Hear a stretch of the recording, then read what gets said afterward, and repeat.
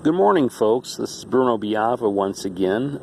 It's a beautiful day down here in southern Illinois. It's about 43, 44 degrees, and I've got my Trail King out. This is my newest one. It's just about a month newer than the other Trail King that I have. It's set up virtually identically to the other yellow Trail King I have, except for the tracks on these. This one are brand new. They're not quite broken in yet. They're still a little stiff.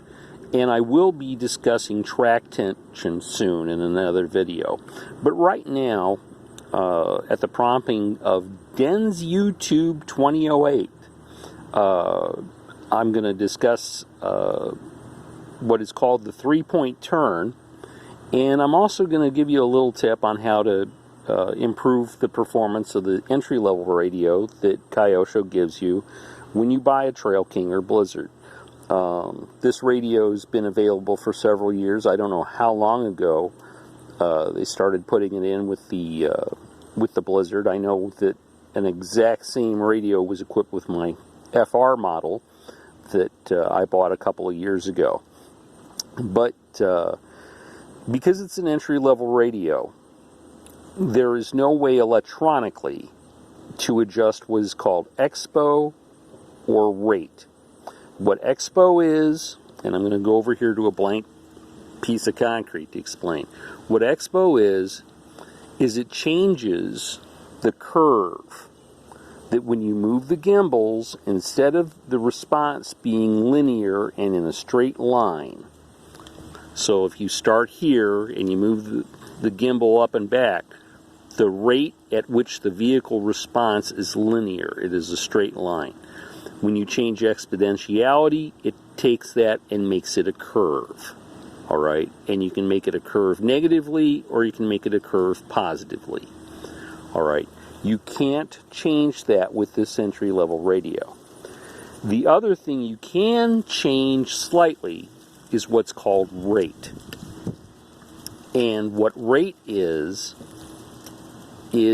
when you move the stick, say 100% forward, all right, you can change the rate at which your finger moves to slow down the response of the Blizzard or Trail King. And how you do this little neat trick, and this is an old trick, is by increasing the distance between the center of the gimbal and the crown. How you do that is you simply unscrew the crown, and as you do this, you're going to notice,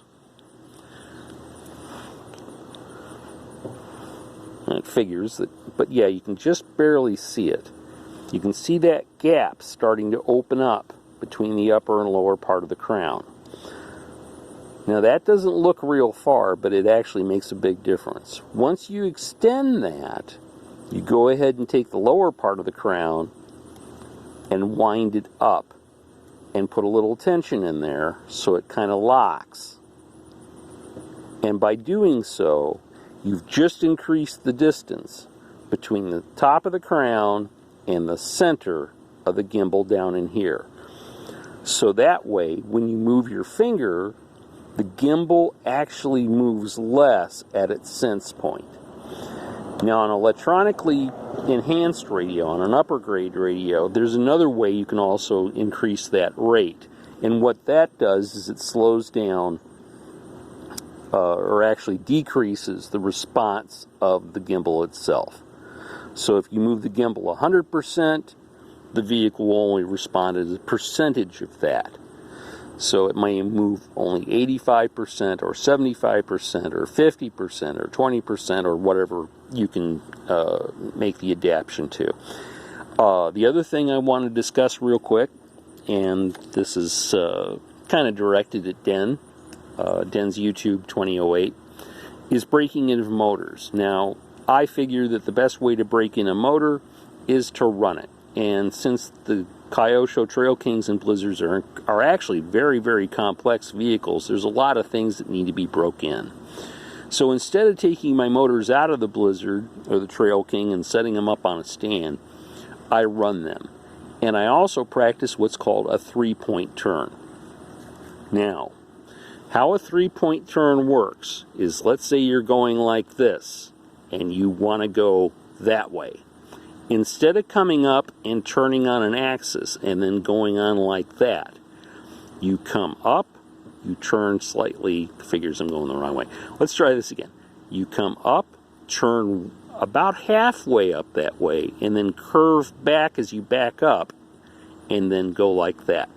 If you get really good at it, you curve a little this way, you curve a little this way, and then you curve a little that way. That accomplishes several things.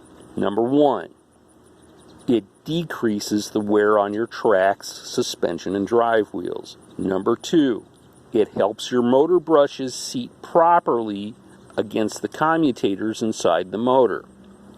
And number three, it actually decreases the chance of overheating electronics if you accidentally get caught in something.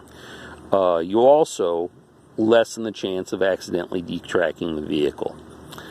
So, like I said, with a 3-point turn, and this is especially useful on hard surfaces or if you're in a tight area, you turn gently, like that, that's point 1, gently again, back, point 2, gently again, and proceed forward. That's why it's called a 3-point turn. I learned that by looking at Caterpillar's website, where they have a very, very brief introduction to how to drive tracked vehicles. Let's see here. The other thing I wanted to cover was a nice little relaxing type of a thing. I'm not very good at driving these one-handed. I hold the phone with my other hand, and I drive with one hand, and I'm not very good at it. I need to get a tripod or something to hold the phone. I'm working on that. But here's what I recommend. Find yourself a nice area. Now here we have a portion of my front yard. You can see it in the distance off the driveway. The area is about 25 foot by 15 feet. And what I do is I just make big figure 8s. Just like that. And then every once in a while, I come straight and make a half an oval and then go back the other way.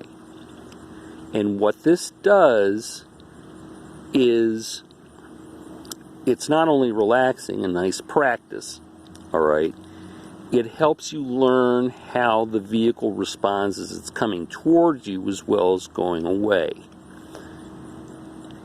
Now, mind you, you're only going forward. You want to go backwards sometimes, too. All right, drive the vehicle backwards in figure 8s and ovals. As you're doing this, you're accomplishing two things. Number one, you're helping break in the vehicle properly. And number two, you're learning better handling techniques. So, that's it for now. Be sure to like the video if you do, and you're free to leave comments. I really appreciate them. And I really am working on trying to get a tripod or something so you can see how I actually drive these things.